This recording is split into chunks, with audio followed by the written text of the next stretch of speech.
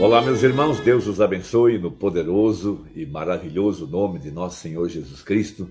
Sempre é uma honra e um grande privilégio para mim quando nós podemos nos encontrar aqui ao redor da palavra, nessa nossa conversa diária, sempre com o propósito de meditarmos na palavra, a fim de que nossa fé possa crescer, a fim de que nós possamos desenvolver nossa fé.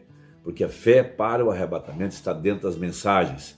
E a profecia é de que o justo de sua fé viverá. Veja, essa palavra seria revelada para a igreja no tempo do fim, com o propósito de que ela pudesse se aprontar, para que ela pudesse ser despertada e pudesse se aprontar para a hora do arrebatamento. Então nós estamos observando os sinais dos tempos, de acordo com Mateus 24, Lucas 17 e outras escrituras que falariam desse dia, para que a igreja pudesse olhar para cima e se preparar de acordo com a profecia. Ele disse, quando virdes o sinal do Filho do Homem, vindo numa nuvem, olhai para cima, porque a vossa redenção se aproxima. E essa escritura está diretamente conectada com Apocalipse 10, com Lucas 17, com Apocalipse 19 e tantas outras escrituras do estabelecimento do reino de Deus aqui sobre a terra. Haja visto que a profecia para esse tempo seria a manifestação do Filho do Homem. E Filho do Homem, esse título, era o título que Adão tinha lá em Gênesis e que Jesus carregou em sua primeira vinda, e ele disse que no tempo do fim, veja, a igreja receberia a visitação do mesmo anjo que veio a Abraão. Veja, aquele anjo que de costas discerniu os pensamentos de Sara. Esse mesmo anjo apareceria aqui no tempo do fim, porque a Bíblia fala, como foi nos dias de Ló, assim também seria nos dias da vinda do Filho do Homem. Então Jesus Cristo, ele carrega esse título, primeiro, Filho de Deus, ele é possuidor dos céus e da terra, Filho do Homem, possuidor da terra, Filho de Davi, o trono no milênio, veja, Filho de Abraão, possuidor da Palestina e tudo que diz respeito ao Monte Moriá, toda aquela região chamada Canaã ou Terra da Promessa. Veja, mas aqui no tempo do fim, em meio à igreja gentílica ou gentia, ele iria se manifestar com o título de Filho do Homem. A razão para tanto é porque esse é o tempo do estabelecimento do reino de Deus sobre a terra. Mas primeiro esse reino vem sobre o homem, e depois sobre o lugar aonde o homem vai habitar. Então, primeiramente, ele vem a mim e a ti. Veja, e esse reino é estabelecido pelo governo, pela liderança do rei. E o rei é a palavra, e a palavra é Jesus Cristo. Essa é a maneira provida por Deus por toda a Bíblia, e isso é o que deveria ser restaurado aqui no tempo do fim.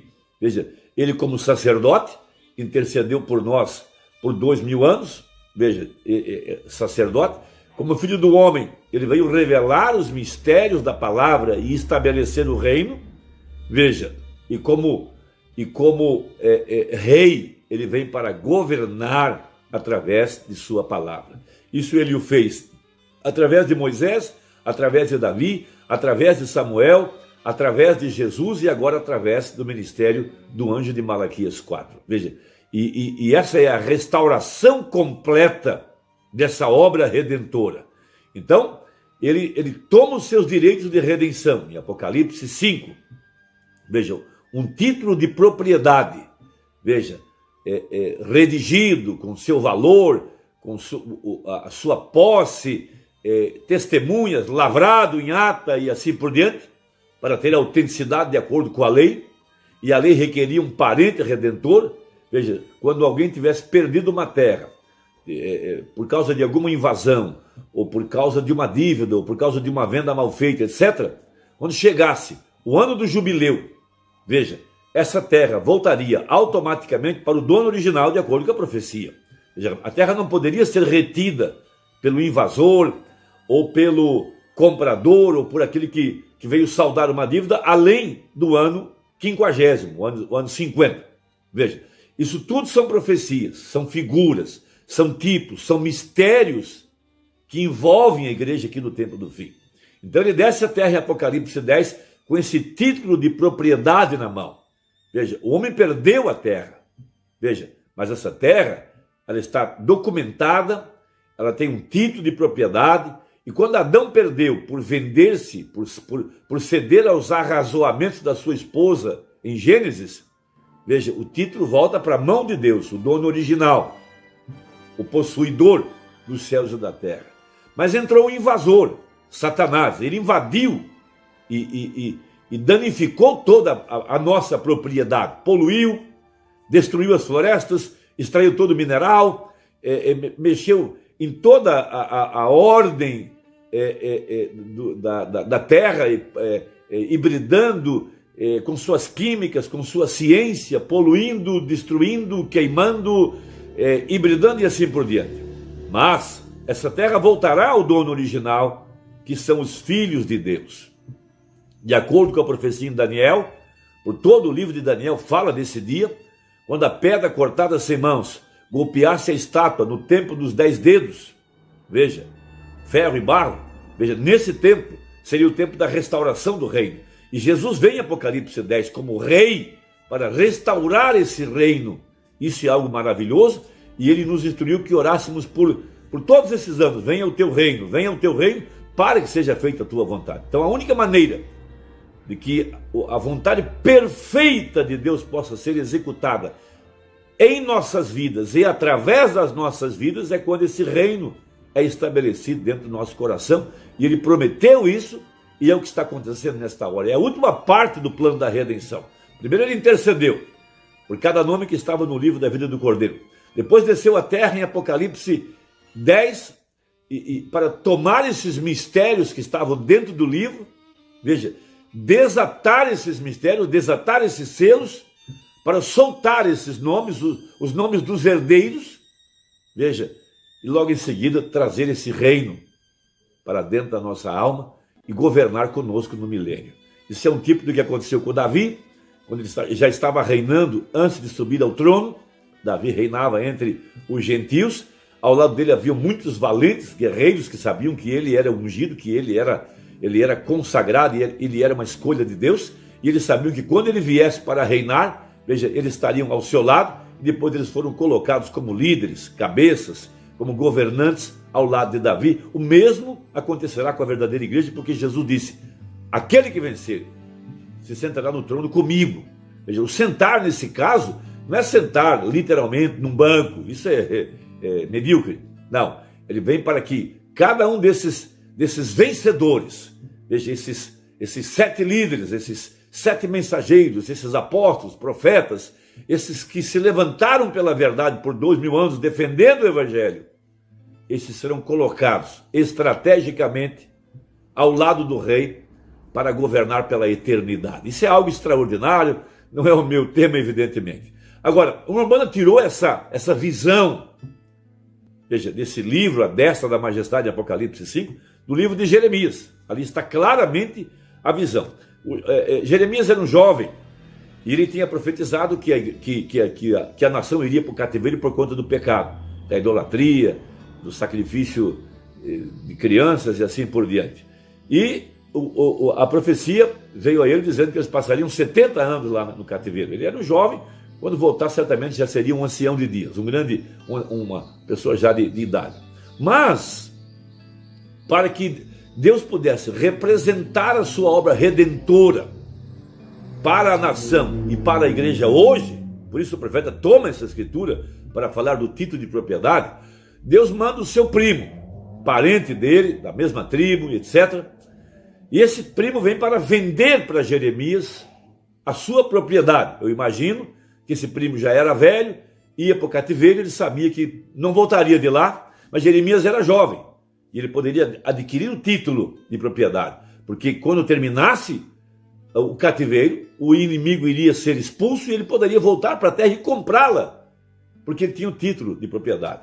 Então a profecia diz assim, Jeremias 32, verso 6. Disse, pois, Jeremias: veio a minha palavra do Senhor, dizendo: eis que Hananel, filho de Salum, teu tio, virá a ti, dizendo: compra para ti a minha herdade, que está em Anatote, pois tens o direito de resgate para comprá-la. Veja, aqui está subentendido o parentesco, veja, e o direito de resgate da terra. Isso tudo é um mistério que envolve a pessoa de Jesus Cristo. Veja, tornou-se nosso parente. Na cruz, pagou o preço de nossa redenção, mas também pagou o preço pela terra. Veja, e a terra, veja, que hoje Satanás invadiu ela, ele é o poceiro, mas um dia essa terra terá que voltar ao dono legítimo. Por isso, aparece ele em Apocalipse 5 como um cordeiro, porque a profecia de Mateus dizia, os mansos herdarão a terra. Então ali está a profecia, veja, um parente redentor, e ele compra isso no Calvário, veja, e nós estamos nesse cativeiro denominacional, pecaminoso, religioso, mas quando terminasse o cativeiro, veja, chegaria o tempo do resgate, da reclamação da propriedade. Por isso Jesus, o nosso parente redentor, intercede por 2000 anos, termina a intercessão, ele sai fora da porta com os livros na mão, um documento de propriedade para reclamar seus direitos. E é o que ele está fazendo hoje.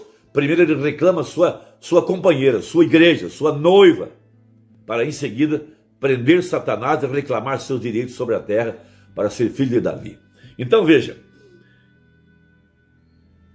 veio, pois, a mim Hananel, filho do meu tio, segundo a palavra do Senhor, ao pátio da guarda, e me disse, compra agora a minha herdade que está em Anatote, na terra de Benjamim.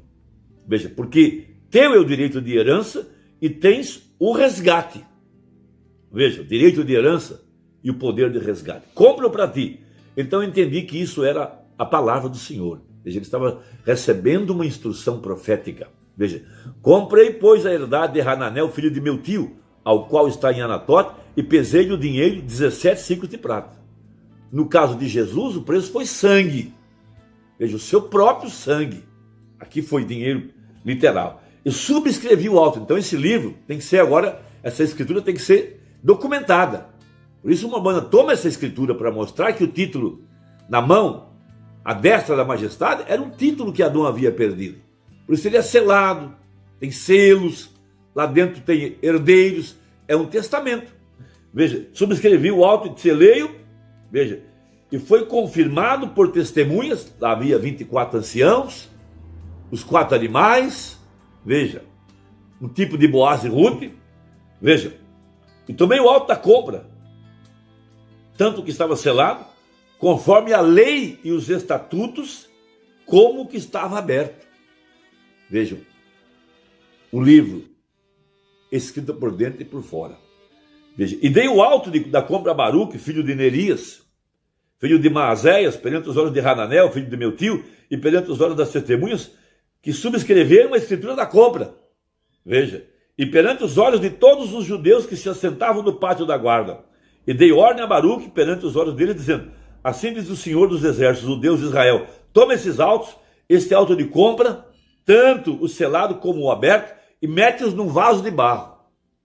Veja, para que se possam conservar muitos dias, porque assim diz o Senhor dos Exércitos, o Deus de Israel, ainda se comprarão casas e campos e vinhas nessa terra. Uma banda toma essa grande escritura para provar o plano da redenção, aqui no tempo do fim, no estabelecimento da compra. Veja, lá em Apocalipse se fala, fomos comprados, então houve uma compra, houve um preço, foi naturalmente sangue, fomos resgatados, Satanás não tem mais direitos algum sobre nós, ele não tem como colocar mais de nós o mundanismo e etc., o pecado, a incredulidade, porque pertencemos agora ao dono original, ao Cordeiro, que nos comprou e também comprou a terra. Mas o ponto que eu quero salientar é esse documento foi guardado num vaso de barro. Esse vaso de barro é chave para nós entendermos o tempo da compra. Depois que terminasse o cativeiro, quando o anjo dissesse, não há mais tempo, o tempo acabou, o tempo da prisão, o tempo da ignorância, o tempo da confusão, de coisas mais interpretadas, terminou. A igreja voltará ao original. Então a banda diz assim, veja, no parágrafo 197, 198 de Apocalipse, capítulo 5, segunda parte, falando sobre Jeremias, sobre a leitura, ele diz assim no 198, glória a Deus, eu espero que você tenha captado isso. Vê você o que Deus fez? Ele nunca revelou isso aos sábios e entendidos, para que eles agitassem com isso por todo esse tempo, mas ele colocou isso em um vaso terrestre. Veja, e ele criou para si mesmo o seu próprio Filho, Cristo Jesus. E nesse último dia, agora ele está abrindo os selos e mostrando isso para a igreja. Guardou em vaso terrestre para que ele não apodrecesse ou enferrujasse. O documento de propriedade é o Espírito Santo. É o penhor da nossa herança. Abstrato, mas real. Veja, eu sei que você acha que eu sou um santo rolador, talvez eu seja, mas aí está isso. Está enrolado e guardado em um vaso da terra, que foi redimido. Veja, apareceu na manhã de Páscoa, onde os selos da morte não puderam segurá-lo mais. Mas ele rompeu os selos e ressuscitou e provou a si mesmo, nesses últimos dias, que ele está vivo, ele está em sua igreja, ele é o mesmo ontem, hoje e eternamente, e isso tem sido escondido dos seminários, isso tem sido escondido das organizações. O importante não é o vaso, é o documento dentro do vaso, o título, a compra, o poder do resgate. Veja, assinalando o tempo em que o reino de Deus voltaria para dentro de nós, como ele estava em Gênesis, e foi isso que o homem perdeu. Meu irmão, Deus te abençoe. Deixa aí o seu comentário, gosto muito de ler. Até a próxima, se Deus quiser, em nome de Jesus. Amém.